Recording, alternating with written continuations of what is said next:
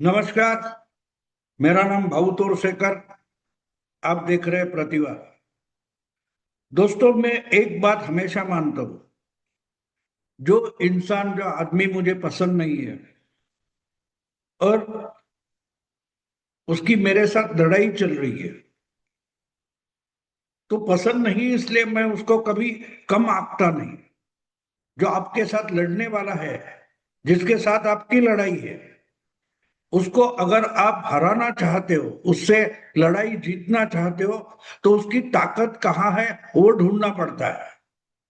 अगर वही बात भूल जाओगे और समझोगे ये तो दुबला है, ये तो कमजोर है, तो उसको अगर कमजोर मानोगे तो उसकी जो असली ताकत है वो आप कभी समझ नहीं पाओगे, ना उस ताकत के खिलाफ लड़ पाओगे।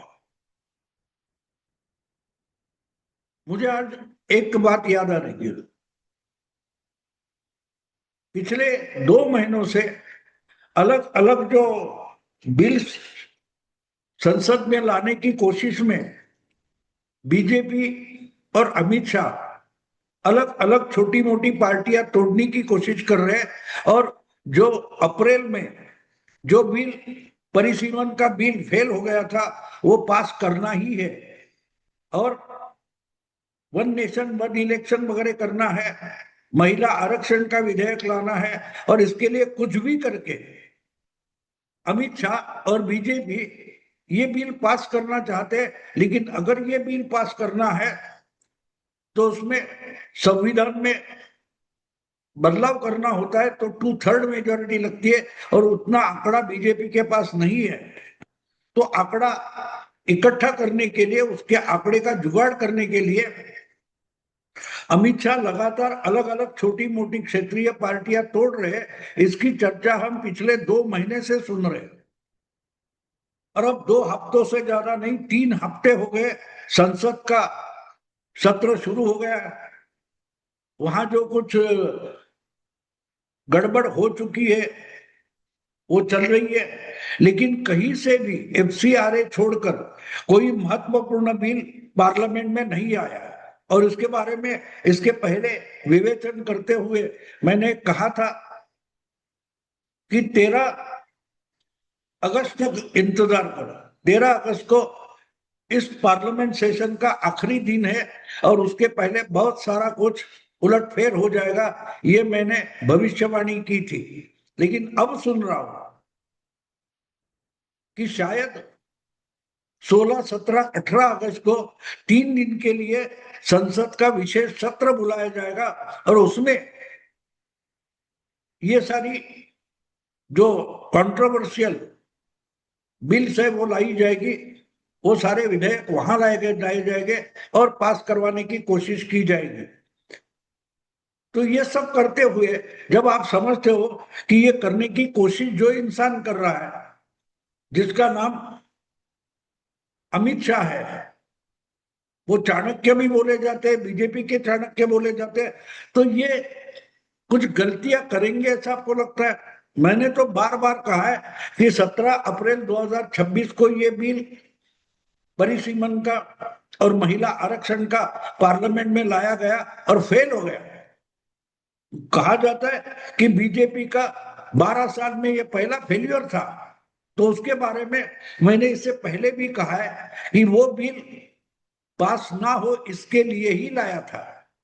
क्योंकि वो बिल पास ना हो जाए तो उसका प्रचार बंगाल, आसाम, तमिलनाडु के चुनाव के लिए किया जाना था। और इसलिए जल्दबाजी में 2 दिन का विशेष सेशन, विधानसभा चुनाव जारी होते हुए भी ये 2 दिन का सेशन बुलाया गया और उसमें वो बिल पुश किया गया और लोकसभा में वो गिर गया। तो गिरने वाला था, ये तो अमित शाह जानते हैं। अमित शाह जितनी कैलकुलेटेड पॉलिटिक्स करते हैं, गणित सामने रखते हैं और उसके आधार पर अमित शाह हमेशा पॉलिटिक्स खेलते हैं। वो बिना गणित के या कच्चे गणित से कोई भी पॉलिटिक्स नहीं करते। और इसलिए अगर 17 अप्रैल को लोकसभा में उन्होंने लाया हुआ बिल फेल हो गया, तो वो चाहते थे वो बिल फेल हो और फिर उसका परिणाम हमने देखा, तमिलनाडु में बिल को विरोध करने वाले डीएमके की सत्ता चली गई, बंगाल में ममता की सत्ता चली गई, फायदा बीजेपी को बंगाल में मिला, तमिलनाडु में बीजेपी को फायदा मिलने की कोई संभावना नहीं थी। लेकिन जो क्षेत्रीय पार्टियां बीजेपी के खिलाफ जोर शोर से लड़ रही है, उनमें सबसे ताकतवर डीएमके और टीएमसी थे, वो दोनों कमजोर हो गए, और दोनों को कमजोर करने के लिए ही ये बिल फेल हो, इसीलिए ही लाया गया था। कहने का मतलब ये कि मोटा भाई यानी अमित शाह हर चीज पॉलिटिक्स में गिन गिन कर करते हैं, और गिन गिन कर करते हैं, इसका मतलब लोकसभा हो या राज्यसभा हो, विधानसभा हो या और कुछ हो, एक एक जो चुनकर आया हुआ कारपोरेटर हो, एमएलए हो या एमपी हो, उनकी गिनती करके ही अपनी पॉलिटिकल चाल खेलते हैं मोटा भाई यानी अमित शाह। आज मुझे सबसे पहले याद आता है कि अचानक से ये कॉकरोच आंदोलन शुरू हो गया, और उससे मोटू भाई हो या बीजेपी हो, सरकार हो, बैकफुट पर चली गई। इसके पिछले 2-3 हफ्तों से हम चर्चा सुन रहे हैं। लेकिन एक बात कभी नहीं भूलनी चाहिए, अगर अमित शाह जैसा पॉलिटिशियन अगर बैकफुट पर चला जाता है तो उसके पीछे उनकी कोई चाल हो सकती है। और जो दूध से जले हैं और छाछ भी फूक फूक कर पीते हैं, ऐसे एक दूसरे एक्टिविस्ट है जिनका नाम राकेश टिक्के थे। आपको याद होगा जब धर्मेंद्र प्रधान का इस्तीफा आ गया, और उसके पहले राकेश टिक्केत वगैरह बहुत सारे किसानों के संगठनों ने डिक्लेयर किया था हम भी जंतर मंतर पर पहुंच जाएंगे वगैरह वगैरह, और अचानक धर्मेंद्र प्रधान का इस्तीफा आ गया और जंतर मंतर का आंदोलन देखते देखते ओझल हो गया, खत्म हो गया, और उसके चर्चे चल रहे, लेकिन आंदोलन कहां बचा है। कहने का मतलब है उसके बाद पिछली कई सालों से जो बीजेपी के खिलाफ अपनी राजनीति चमकाने की कोशिश कर रहे हैं, बात 6 साल किसान कानून लाए गए तब से जो बीजेपी के खिलाफ राजनीति करने की कोशिश करते हैं, ऐसे राकेश टिक्के जो खुद को किसान नेता मानते हैं, उनको किसान कानून के बावजूद जिस ढंग से बीजेपी ने उत्तर प्रदेश में विजय हासिल की है, उससे उनका मुंह तो जला है, दूध से जला है, तो वो फूक फूक कर छाछ भी फूक कर पीते।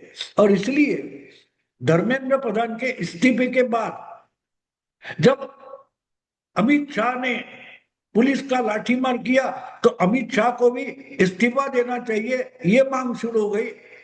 फिर भी अमित शाह ने चुप्पी साधे रखी। बार बार पूछा गया कि लोकसभा का सेशन 2 हफ्ते से चल रहा है, लेकिन अमित शाह लोकसभा में या संसद में नहीं आ रहे। बात गलत थी, अमित शाह हर दिन संसद भवन में आते हैं, लेकिन वो हाउस में नहीं दिखाई देते। मोदी सरकार के बाकी मंत्री हर सवाल का जवाब दे रहे हैं, हर डिबेट फेस कर रहे हैं, हर पॉलिटिक्स में बाकी नेता बाकी मंत्री काम कर रहे हैं, लेकिन अमित शाह या नरेंद्र मोदी सामने नहीं आए, ये सच्चाई है।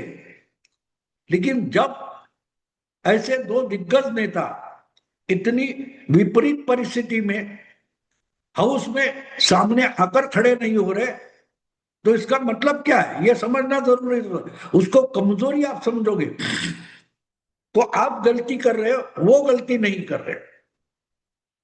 क्रिकेट में बोला जाता है ना, बैकफुट पर या फ्रंट फुट पर, यानी कोई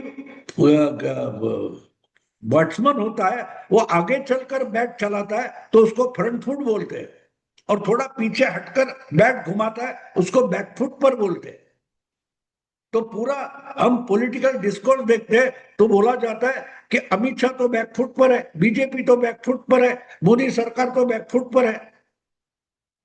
लेकिन बैकफुट पर जाकर अपनी विकेट अगर बचानी है और रन्स भी निकालने हैं, तो फ्रंट फुट और बैक फुट उससे कोई मतलब नहीं होता, रन्स निकलने चाहिए, विकेट नहीं गिरनी चाहिए, इसको इंपॉर्टेंस होता है। और इसलिए अगर अमित शाह बैकफुट पर जा रहे हैं तो सोचना चाहिए कि इनकी असली चाल क्या है, ये कौन सी पॉलिटिकल चाल खेलना चाहते हैं, इनकी बाजी क्या है।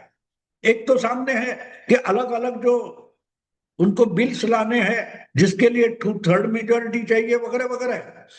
दोस्तों, मुझे ऐसे वक्त में एक बहुत पुरानी, बहुत माने बहुत पुरानी, मानो 80-90 साल पुरानी एक इतिहास की बात याद आती है। वैसे तो आपको मालूम होगा कि दूसरा विश्व युद्ध चल रहा था, तब हिटलर ने बहुत सारे देशों से दोस्ताना भी रखा था। तो उसमें इंग्लैंड था, फ्रांस था, लेकिन जब समय आया तो हिटलर ने वो करार तोड़ दिया और इंग्लैंड पर भी हमला कर दिया, ब्रिटेन पर और फ्रांस पर भी हमला कर दिया था।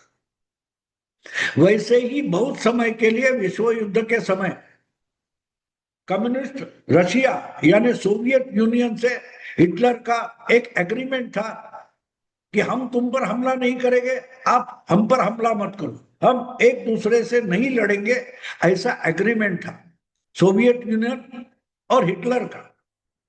लेकिन एक समय ऐसे आ गया कि अचानक से हिटलर ने यह एग्रीमेंट तोड़ दिया और सोवियत यूनियन पर ही हमला कर दिया। नाजी फौजें यानी हिटलर की फौज सीधे सोवियत यूनियन में घुस गई। तो उस वक्त की बात है, बहुत पुरानी, 80-90 साल पुरानी बात है। तो उस वक्त का जो डिक्टेटर था रशिया का, सोवियत यूनियन का सबसे बड़ा नेता था जिसका नाम था जोसेफ स्टालिन। उसका एक बयान है, वो बहुत इंपॉर्टेंट बयान माना जाता है। कदम दर कदम हिटलर की फौजें सोवियत यूनियन में अंदर अंदर अंदर घुस जा रही थी और उनको कोई रोक नहीं रहा था। रशियन या सोवियत फौज हिटलर की नाजी फौज को रोक नहीं रही थी। और जितने भी आगे जाए नॉर्थ की साइड में, आपको मालूम है रशिया जो है उत्तरी हिस्से में है। तो उस वक्त जोसेफ स्टालिन ने एक बयान दिया था कि आई हैव 2 more जनरल्स, यानी मेरे पास हिटलर से लड़ने के लिए 2 और अलग सेनापति है, 2 more generals, journal January and general February. इसका मतलब समझते हो, हिटलर ने गलत समय हमला कर दिया था और जितनी नाजी फौज रशिया में घुसेगी उसको उतना अंदर घुसने का रास्ता स्टालिन ने खुद ही रणनीति करते खोल कर दिया था। स्टालिनग्राड, लेनिनग्राड ये सोवियत यूनियन के 2 बड़े शहर थे, महानगर थे। हिटलर की फौज स्टालिनग्राड और लेनिनग्राड तक पहुंच गई, लेकिन उनको किसी भी सोवियत फौज ने रोका नहीं, ना लड़ाई की। वो जितने आगे आगे जा रहे थे बस उनको जाने दिया, लेकिन वो उत्तर की तरफ जा रहे थे, यानी उत्तर ध्रुव की तरफ जा रहे थे, नॉर्थ पोल की तरफ जा रहे थे और सर्दी का समय आ रहा था। समय ऐसा था कि सर्दी बढ़ते जाने वाली थी। पूरे उत्तर रशिया में इतनी सर्दी बढ़ने वाली थी, बर्फ गिरने वाली थी कि उधर जिंदा रहना मुश्किल था, लड़ना तो अलग बात है। तो स्टालिन की स्ट्रेटेजी ये थी जितना आगे घुसकर आए उतना आने देना और उसके बाद पीछे से इनकी सप्लाई लाइन रसद तोड़ देना। यानी जो नाजी फौज रशिया में घुसेगी, सोवियत यूनियन में घुसेगी, उसको आने देना, उनको रोकना नहीं। जितने जल्दी ये उत्तर की तरफ जाएंगे उतने वो सर्दी के जाल में फंसते जाएंगे और जब पीछे से सप्लाई चेन टूटेगी खाना मुश्किल हो जाएगा, कपड़ा, पेट्रोल, ये वो सब जो लड़ाई के लिए आवश्यक चीजें हैं, गोला बारूद अगर टूट जाता है तो ये फंसेंगे, ना लड़ पाएंगे और सर्दी से ही मर जाएंगे। और इसीलिए स्टालिनग्राड हो या लेनिनग्राड हो, ऐसे बड़े शहर भी पूरी पॉपुलेशन हटाकर नाजी फौज के लिए स्टालिन ने खुली कर दी थी और कहा था आई हैव 2 more जनरल्स। मैं रोकूंगा नहीं, आने दो। इनसे लड़ने वाला मौसम है, जनवरी की सर्दी और फरवरी की सर्दी और बर्फ नाजी फौज को अपने आप मार देगी, मुझे लड़ने की जरूरत नहीं है, ऐसा स्टालिन ने कहा था और वैसा ही हुआ। इतने बुरे तरीके से हिटलर की फौज सोवियत यूनियन की भूमि में फंस गई कि ना लौट कर आ सकते थे, ना लड़ सकते थे, ना जिंदा रह सकते थे, क्योंकि उनकी जीवन आवश्यक चीजें थी वो भी सप्लाई से नहीं आ रही थी, हथियार तो नहीं, गोला बारूद नहीं। तो मुझे ये बात इसलिए याद आ गई कि जब आप कहते हो कि अमित शाह मोटा भाई बैकफुट पर चले गए, तो सिर्फ बैकफुट पर नहीं चले गए, उन्होंने चुप्पी साधे रखी है। उनके दिमाग में क्या चल रहा है इसके बारे में बाकी सारे लोग अटकलें बना रहे हैं, लेकिन क्या होने वाला है उसका कोई भी पक्का आधार किसके भी पास नहीं है। न बीजेपी सरकार बोल रही है कि हम वो विधेयक टाल देते हैं, आगे लेके जाएंगे, ऐसा कुछ भी बोला नहीं है। लेकिन अमित शाह ना बोल रहे, ना उनके कोई प्रवक्ता बोल रहे, और इसलिए राकेश टिक्केत जैसा मोदी का पक्का टीकाकार आलोचक बोलता है कि अगर मोदी शाह चुप बैठे हैं तो कुछ ना कुछ तो डेंजरस करेंगे।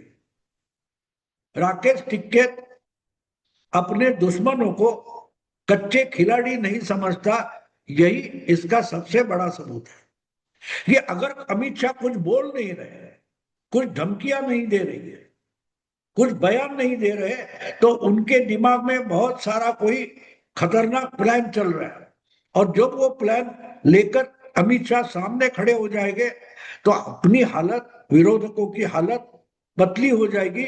यही राकेश टिक्केत अपने तरीके से बोल रहे, ये चुप बैठा है, यानी अमित शाह चुप बैठा है, कुछ बोल नहीं रहा है। धर्मेंद्र प्रधान का इस्तीफा सामने ला रहा है, तो इसके दिमाग में कोई बड़ा खतरनाक खेल है। तो अमित शाह बैकफुट पर है, इसका मतलब साफ है, उनके पास कोई बड़े तुरुप के पत्ते हैं, कोई बड़े मुद्दे हैं कि जिस मुद्दों के आधार पर ये अपोजिशन को बड़ी पटकनी देने की तैयारी में है। I have two more journals, journal January and journal February. बिल्कुल उसी तरीके की रणनीति अमित शाह ने अपनाई है, ऐसे मैं मानता हूं, क्योंकि वो चुप बैठे, कुछ बोल नहीं रहे। करना है वो कर रहे, पार्लियामेंट में आ रहे, हाउस में नहीं आ रहे। देखते दोस्तों अगले 2-3 हफ्तों में क्या होता है, 2-3 हफ्तों में क्या होता है। 15 अगस्त का समारोह निकल जाए और 16, 17, 18 अगस्त को अगर स्पेशल सेशन होने वाला है तो बहुत कुछ होने वाला है, इतना मान के चलो। मैं अभी रुकता हूं, अगर वीडियो पसंद आए तो लाइक कीजिए, शेयर कीजिए और प्रतिवाद को सब्सक्राइब कीजिए। नमस्कार।